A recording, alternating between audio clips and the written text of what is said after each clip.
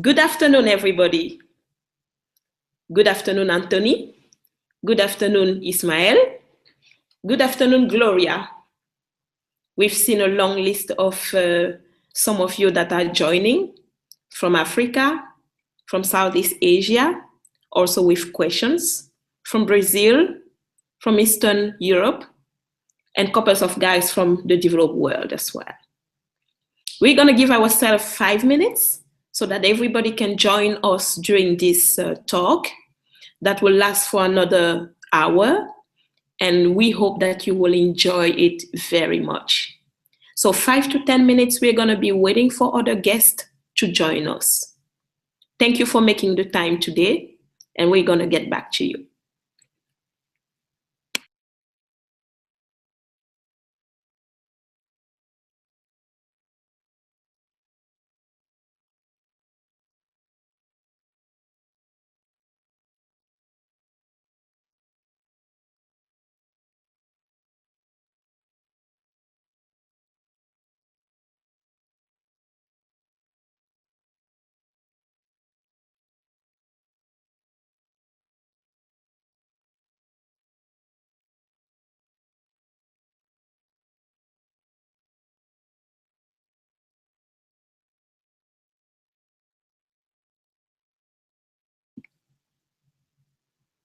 So we are slowly seeing more and more joining, and we are sending a reminder around, and hopefully we will have more and more joining us.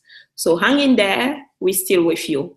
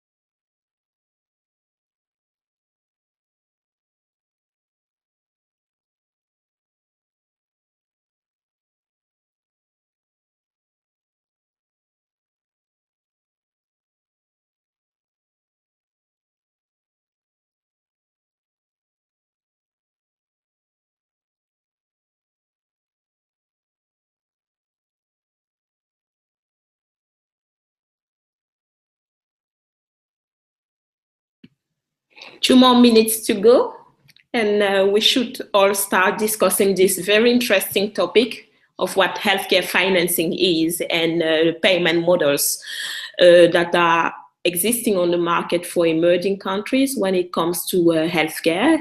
Exciting topic because we all know if there is no sustainable payment approach or financing means, it's always difficult to have delivery properly done.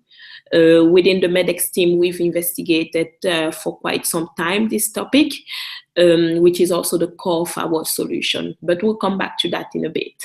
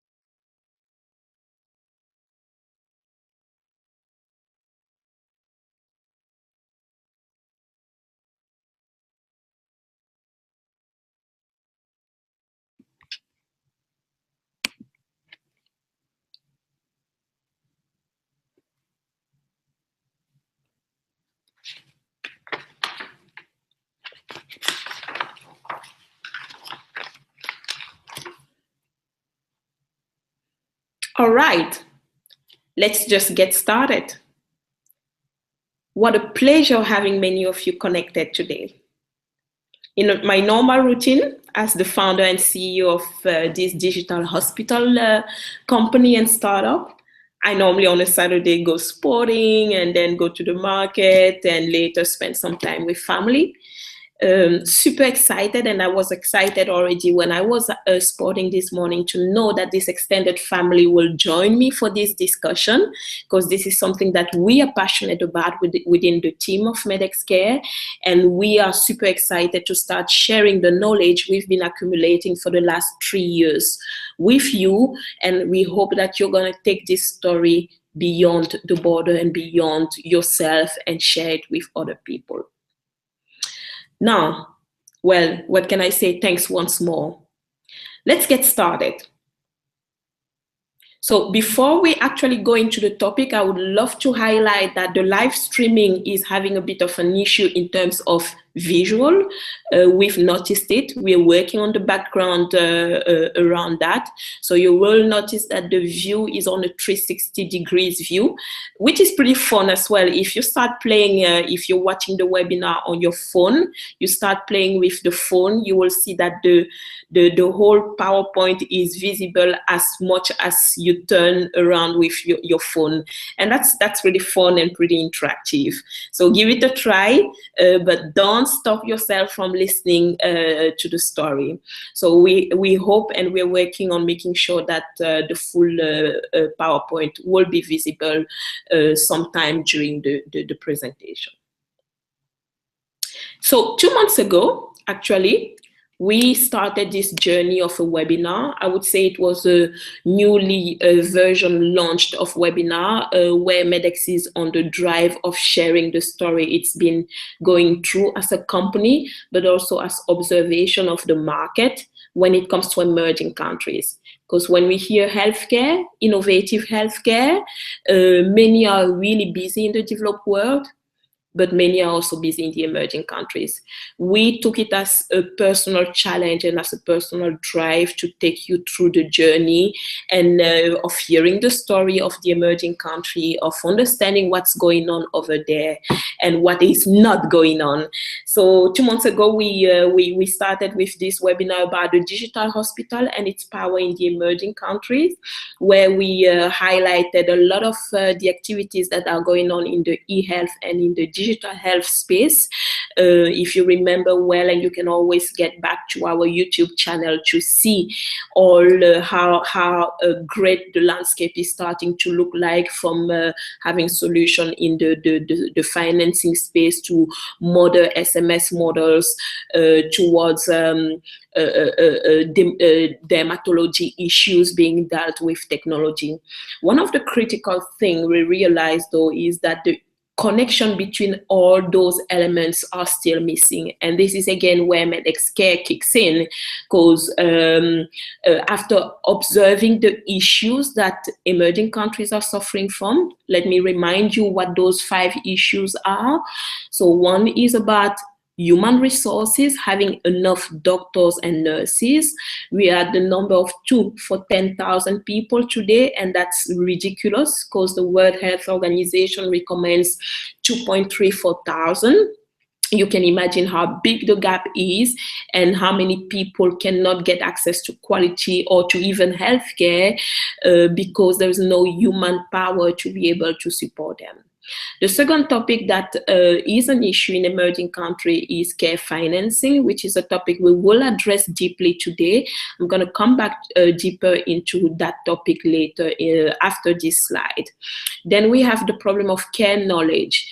And the knowledge is not because the healthcare resources in emerging countries do not want to educate themselves, but the pressure they get makes it so difficult for them to be able to move and go and seek that information and that knowledge. Also there, MEDx Care plays a critical role by making sure that knowledge, research and development and books are readily made available on their smartphone and on their computer. The fourth topic that needs to be addressed is the topic of infrastructure, topic that many companies, many NGOs are highly working on. But you can imagine that if infrastructure is in place and the other three issues are not dealt with, there is still an unbalance because you need to find the smart financing model for this infrastructure to be maintained. You need to have the people that will work within these infrastructures. And that's critically some of the things MEDx looked at. How do we make sure that each of the pillars get together within the umbrella of the hospital so that we can create an even better and an even balanced world when it comes to healthcare systems in emerging countries. The last topic, very critical topic, is about regulation policies, and there the governments play a critical role.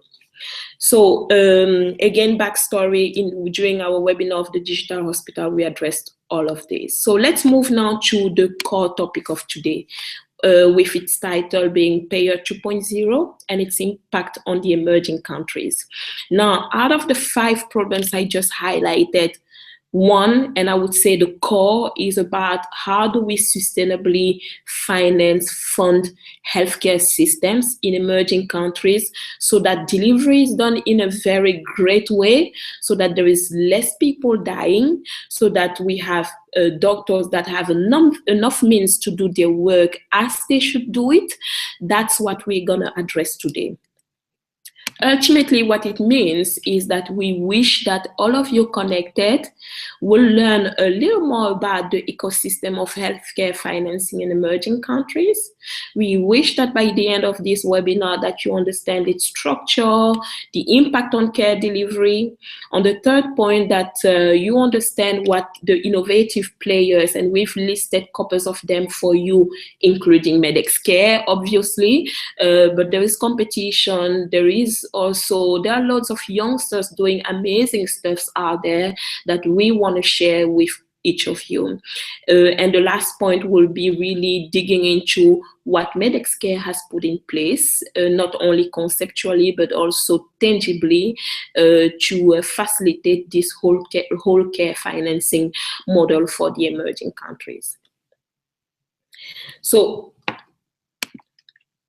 this is going to be an interesting picture, a picture I shared a couple of weeks ago and on social media to see how discussion will be going. It's a picture from the World Bank that highlights that if you can see the orange group, health spending, 12% of the $3 trillion today available for healthcare is spent in emerging countries, in low and middle income countries. And what we observe, they have the biggest pressure in terms of burden of diseases. How incredible is this picture? While the developed world, with 80% of its fund and its finances that they've organized and structured, because we need to give them credit to that, they only have a limited portion of burden and health issues. Why is this happening? How can we turn this around and not turn around that one is abusing the other? That's not what is happening. One needs to structure itself better. One needs to learn from another word. One needs to exchange and communicate and connect better with the other word. And again, for me, that's where MEDx Care plays a critical role, because we've been observing the ecosystem as a whole. Now, next to the picture, as I highlighted already, 3.2 trillion is spent on healthcare nowadays globally. 12% is for the emerging country. That's a rough 350 billion. But that's also the part of the world where we have the biggest population, where we have the upcoming biggest population, because the idea is that it will increase towards 7 to 8 billion by 2050. Let's imagine how much more pressure we will have in that part of the world. Now, before we dig further into what are the models existing, it might be good to make a step back and look into the past and what happened in terms of of healthcare in the past. So the whole healthcare financing in reality only dates from the 1880s, where because of the research and innovation around research of medicine, government in the US, in UK and in Germany, because those were the three beds of where healthcare financing and the need of structuring the payment model around healthcare were born. They observe with the rise of new medication, new research, new product coming on the market, that the locals were not capable of paying everything by themselves. And that's where NHS was born in the case of England. Because what's funny when you read and watch the history of healthcare financing is that what we see today has been and started that way. So in England, when they realize they need to support their population, they tell themselves, we're going to make it free and the government is going to take care of everything. And that has been, and that is still today. In Germany, they say, we will support a part, but the population needs to support another part. It's been from the beginning, and it's always been the same today. And in the US, we know how much scattered it is, and only the Affordable Care Act that came in tried to close many of the gaps. We have more of a model where you're wealthy, you can afford the support, and if you're not healthy, often it's out of pocket. Mr. Obama tried to change the scenery. We will see what will happen with President Trump when he takes over, because there was a big debate on the Obamacare. But we are not here for the US. The main purpose of this is to discuss the emerging country situation. So if we move from the first picture towards the second, what is interesting to observe on the second picture is all dotted lines are mainly for emerging countries. And you see an evolution. It doesn't start in the 80s. We're talking about beginning 19s, but we see that they cocked up in terms of funding and supporting their population for healthcare very, very little, later on. So somewhere in the mid-19s, do we observe emerging countries starting to do something in that space. And even later for countries like Rwanda, so when we talk of Africa. What does it lead us to? And I think that's going to be our next picture. A big part of healthcare financing is still quite out-of-pocket driven and still quite community-based driven. But let's talk about it on our next slide. So again, apology for the quality of the screen with the 360 degrees view. I hope by moving your phone or your computer, you're capable of viewing it better.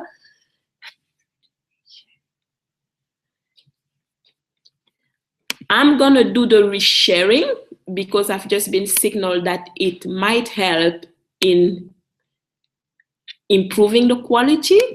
And let's continue the discussion from there, because we are very keen on making sure that you can fully follow this discussion. That is a very important discussion. So the resharing has been done, and I hope that this has helped improve the quality of the video and of the presentation. Still not. In any case, we are now on our next slide, which is all about the current state of healthcare financing in general. What you will see on the top of the slide, even if you're on the 360 degrees view and you move your phone or your computer, you will be able to see that there are four key pillars when it comes to healthcare financing today across the globe. The same structure is used across the globe. One, it's always recommended to collect revenue, because you cannot fund if you don't know where the source of the money will come from. We will discuss later the different type of revenue collection that exist, but in any country in the world, there's always a step, either public or private, where there is revenue collection to be done.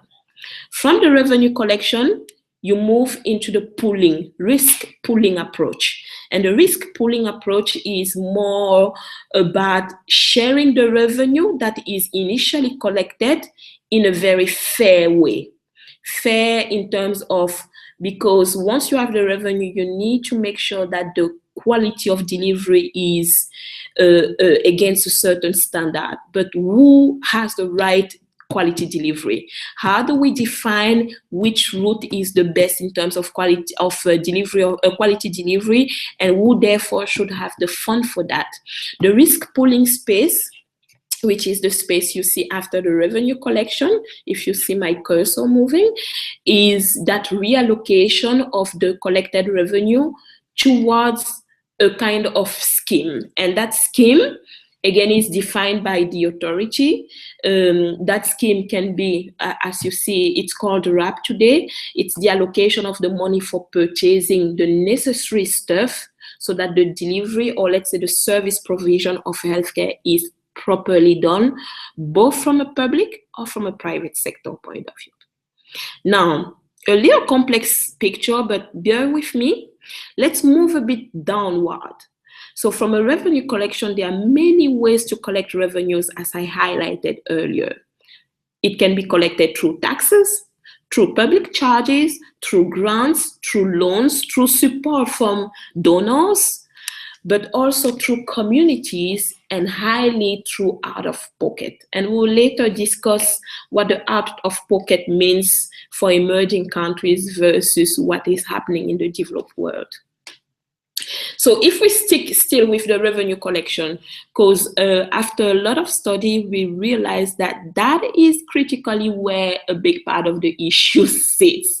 But that's also where MEDx, together with some startups, are looking to support in having innovative ways to finance and to fund and to support this space for government, for the locals, for the human beings, for a better humanity.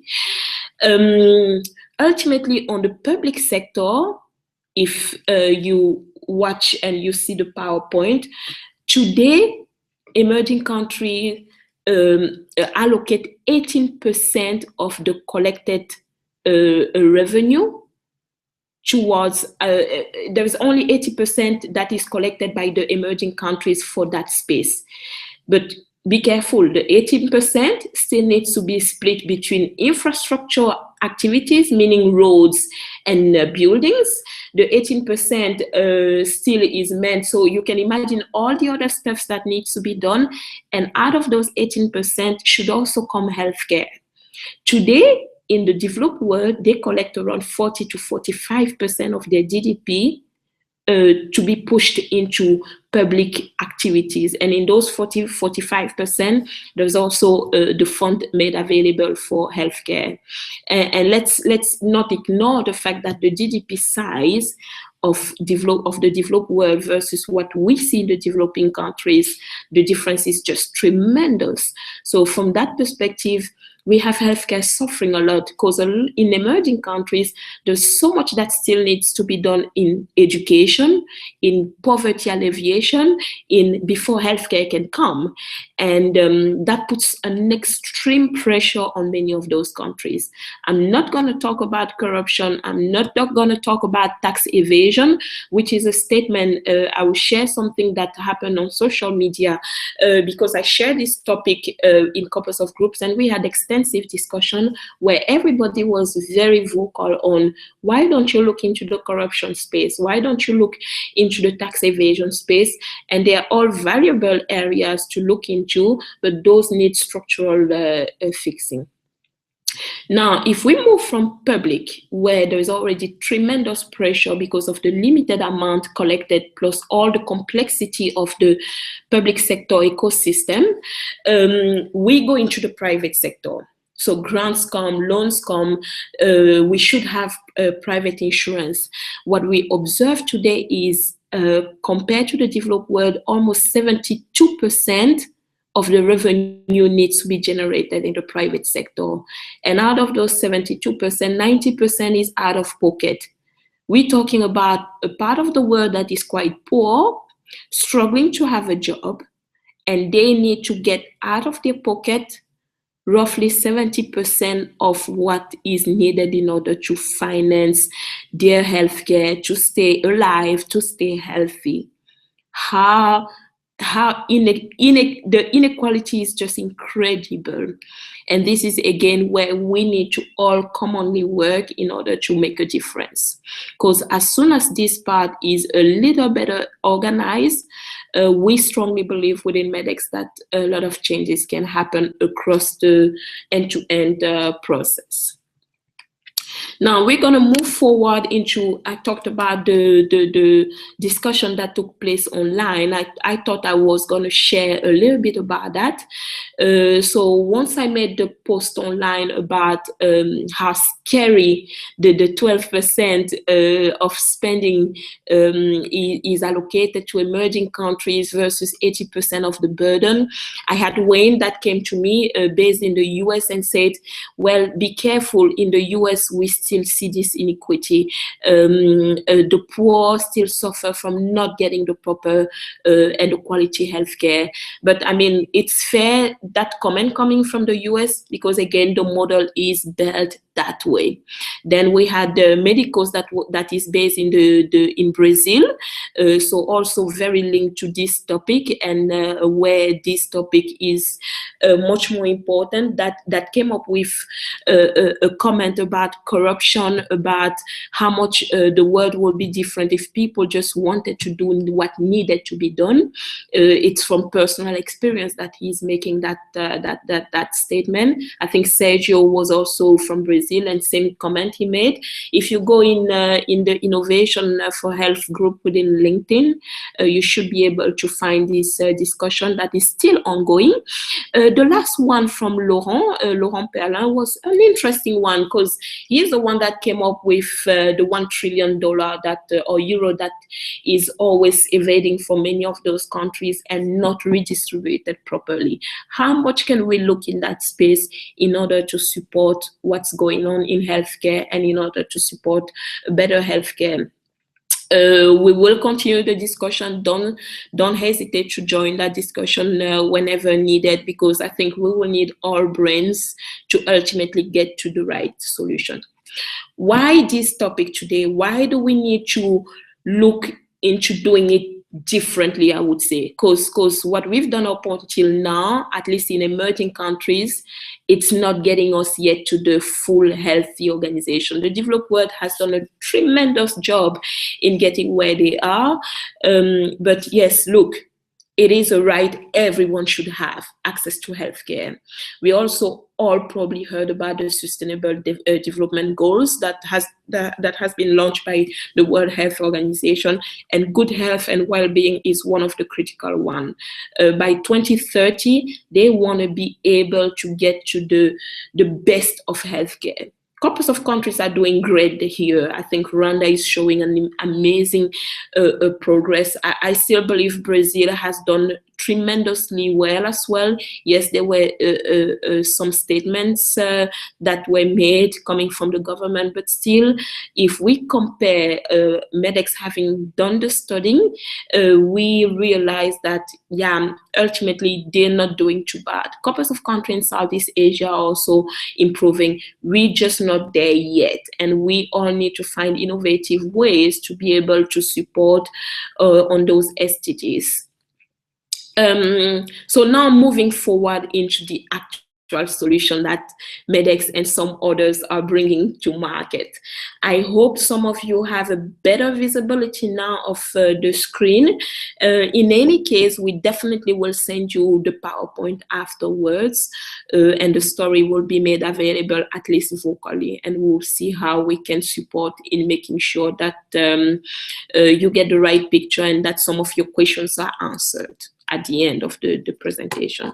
Now, one of the things that is important to highlight is how do we as MEDx, as an organization, want to make a difference here? So now, fully relying on aid doesn't help. We know there's an estimated $300 billion that is sent yearly by family members across the globe to support each other in emerging countries. This is where MEDx wants to play a role. This is where we want to make a difference. Do we have the capability to change the full model? Absolutely not. But what can we do with this 300 billion that is sent yearly towards emerging countries? Well, we had extensive conversation with the diaspora. What the diaspora told us is 5 to 10% of that money, which is a rough 20 to 30 billion dollar yearly, is meant for healthcare. They wish their family could use it to get access to proper healthcare. Now, one thing to highlight, it's one thing to get the money, it's another thing to get quality delivery. And quality delivery means a great balance between the people in the healthcare sector, the infrastructure in the healthcare sector, and having them partly balanced, but partly knowledgeable to be able to get the money that is sent by the diaspora. And that balance is missing today. So at the delivery level, we have a problem of proper resource allocation in between people, processes, system, and therefore the money. And again, there MEDx is planning and is working on playing a critical role. So first step first, we're going to play the game very much on the private sector, using remittance money, the 5 to 10%, and make sure that that money is available either to the communities or to the people directly. So you could use that money to buy insurance, and therefore we are looking and we are willing to work with insurance companies that want to support the healthcare system in emerging countries. Or you could use that money to out of pocket yourself pay directly into the healthcare delivery environment. Now, because MEDx is aware that the delivery environment is also in trouble, we came up in our solution, and that's not the core of today's discussion. We came up in our solution with also a way to use technology in order to get access to greater healthcare resources, beyond the border healthcare resources, beyond the border healthcare specialties, because locally this is missing today. And what it implies is I might get the cash as a population. Who do I go to get that care whenever I need it? Who do I give the money to? Because there's not enough doctors, there's not enough nurses, we do not have enough laboratorians and enough specialists there. So we need to find them somewhere and get these guys engaged towards those countries where there is lack. And MEDx is critically working on making sure that the balance between people, money, and quality healthcare and knowledge healthcare is also in place. Now, moving forward into the current landscape, because we talked quite a bit about MEDx, but what does exist out there? Whenever when the next slide is up, you would be able to see already such a big ecosystem, especially in emerging countries. When we talk insurance, obviously you can imagine in the automotive area, you need it, in the data area, we need it. They're all related to us as human beings. In the education space, you need it because healthcare is also getting knowledge, like I mentioned earlier. So here you can see the landscape of the InsurTech world. But what is very intriguing is that, first of all, the dedicated health space area is such a limited amount of it. That's one. And the second one is it's very developed countries solution driven. Because back to what I've said earlier, 90% out of pocket. The insurance model is not yet fully used. So I'm going to move. There are two big players. I'll call it two competitors currently on the market when it comes to looking at the financing of healthcare differently in emerging countries. And you will see that coming on your screen right now. We have Yeni. Yeni is a young startup that launched 1 to 2 years ago, dedicated in making sure that there's a kind of a top-up model into a card, and that card With the card, you can always get access on a point of sales at a healthcare space or hospital or pharmacies, and use this card in order to pay based on the money that has been topped up globally. Very interesting model, very nice model. We just need to be careful of having cash being digitalized, and even if digitalized and extra digital money is pushed in here, that it doesn't serve for anything further, because who are the doctor I'm gonna give this money to? And yes, I might go to the pharmacy, but best delivery model will be that I see a doctor that recommends me a medication, and then I go to the pharmacy. Then we have MTBA. MTBA is a product from Farm Access in combination with Safaricom. Many of you have probably heard about M-Pesa. So this is an extension of the M-Pesa model, also focusing on more of a credit saving type of model of cash or of digital money, and whenever needed, tapping into it in order to get access out of pocket to better healthcare. MTBA is currently operational in Kenya, Yeni in Senegal, and like I mentioned earlier, MEDx is launched also a year ago, and we're starting to put fully our foot on Nigeria, Uganda. We've tried talking and working with few hospitals. We're doing some further pilot in South Africa, and Congo is and Senegal are also requesting to try the product. So pretty extended landscape at this stage, and making slowly our progress. So these are the big players, and I do believe that we will see more players coming into that space, because there's more, and there's a lot we need to do ultimately for the population, because it shouldn't be just about the financing or the payment or the money. It should be about getting the financing so that the end of the chain, meaning people staying alive, people staying healthy, is achieved. And I'm sure many of us have that as key focus. So the last part of the presentation will be about the demo. Again, it's really unfortunate that it's not super visible on the screen. I hope it's improved by now. If not, again, bear with me. So I'm gonna get you now into the MEDx system, which you should be able to view in a few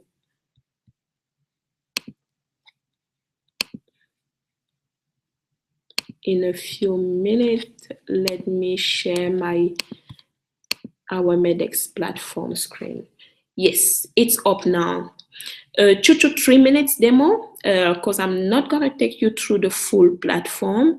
What you can see with the demo, the platform is, again, if you move your screen, you should be able to see the Make a New Appointment tab. I'm just going to show you the process of making an appointment. So within MEDx, when it comes to care financing, we have 3 critical models for financing healthcare, which we've implemented in collaboration. I need to highlight this, in collaboration with the patients, with the medical system in many of the emerging countries.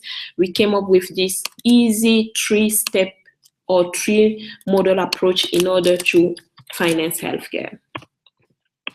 One is personal payment. So I'm going to show you now. So I start the process of making an appointment. The beauty of MEDx is you see the agenda of the doctor and you see his availability. Obviously, all meetings are, the agenda is full. No possibility here, no possibility there.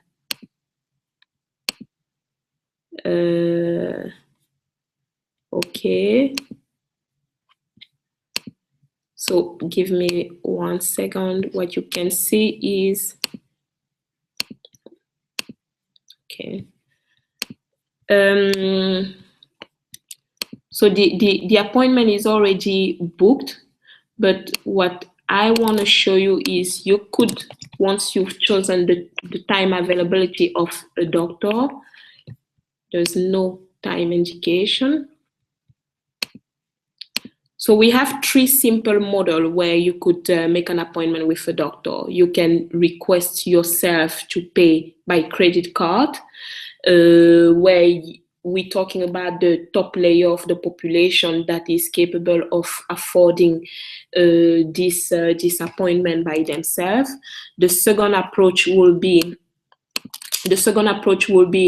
that the patient will request urgently to get its family to cover the payment from across the globe. And the last one is a budgeting system, which we've put in place within the platform. And with that budgeting system, the patient can always tap into that money in order to pay for healthcare. So if you bear with me 2 minutes, I'm going to set the agenda of the doctor, which should give us access to being able to make a new appointment with the doctor.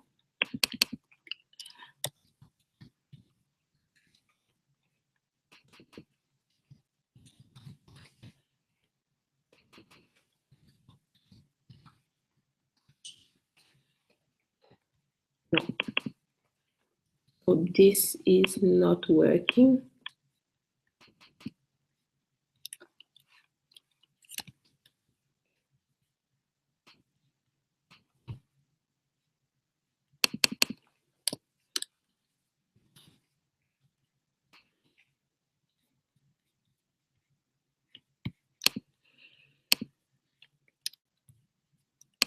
All right.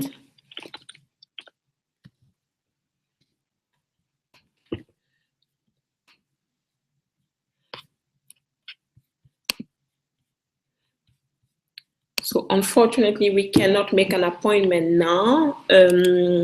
But back to what I've said, 3 ways of paying within our platform as a financial model. One is you pay yourself. Second, you request a mail urgency for payment for any medical bill, or you get your wallet topped up, and with that topping up, then it's always easy to tap into that money in order to get access to any care fund.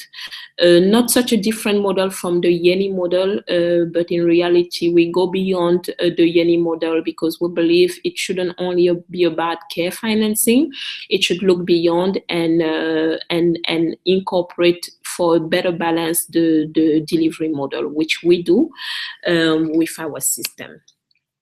So now, again, we're getting close to the end. It's so unfortunate that the screen doesn't appear properly through the live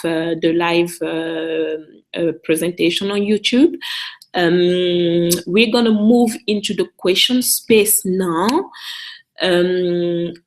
I know that some of the questions came in earlier on. And we're going to just run through the questions. I will see how much I can answer the question, and later we could react also per email. So Mugasa Anthony from the Reproductive Health Advisory of the Ugandan Health System Project sent us an email about a question about how does digital surgical emergency handled. So we do not personally do into surgical emergencies. We definitely have been, we started a discussion with a virtual reality company in order to support surgeons in the emerging countries with education. So the virtual reality to give every surgeon in emerging country a real effect of and feeling of being in a digital room, in a surgery room. It's not yet integrated into our hospital, but the idea is that we will start with education when it comes to surgery.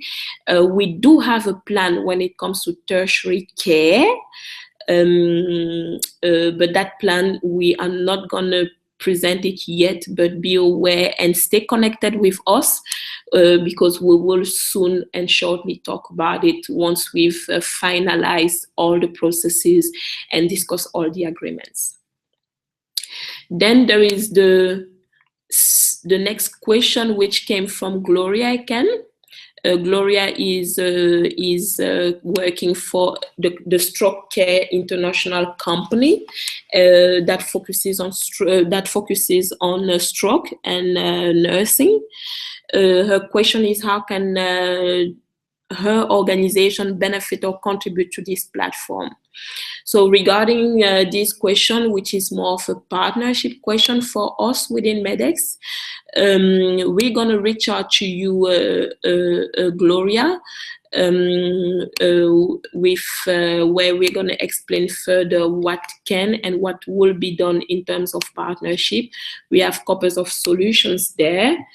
But just giving a heads up to the few that are connected, you can connect with our organization to take advantage of one of the 7 services we are offering. We are working on copies of APIs at the moment, and hopefully we can connect one or the other part with already existing system, or we can have you completely connected within the cloud, which we are making available through our link. And anyone can always access our link, so just do it. Just go on www.medex.care and just start.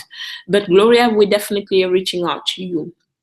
Then we had a question from Matthias Asongwe with a question: how do we partner achieve your goals in the third world countries? Pretty similar question to Gloria. So Matthias, we will definitely again reach out to you and further discuss that. The last question from Colleen: how can Consortium for Health Action best contribute in Southeast Asia and in the US with resources we have and have access to? So he's a physician in Vietnam. Again, partnership question. Definitely, we do have an education space within our digital hospital where knowledge, opinions, and points of view can be shared. But we also give the possibility to share case studies for the ones that want. Colin, if you're connected, the team will also make sure that we make ourselves available to further chat and further see where we could have teams up or collaboration with your company or your hospital in Vietnam. I'm wondering if we've had further questions from anyone connected. And if not, then I would say health is now widely recognized as a basic human right. And within MEDx, we strongly believe that we should all fight, push, and contribute in making sure that the emerging countries reorganize itself in innovative ways or in different ways, and start looking at the world differently. Because a healthier community and a healthy community will definitely lead to better people, better economy, stable economy, and a better world, ultimately. Well, from this word and with this word, I say thank you, and I wish you an amazing end of the day. Take good care of yourself. Bye-bye.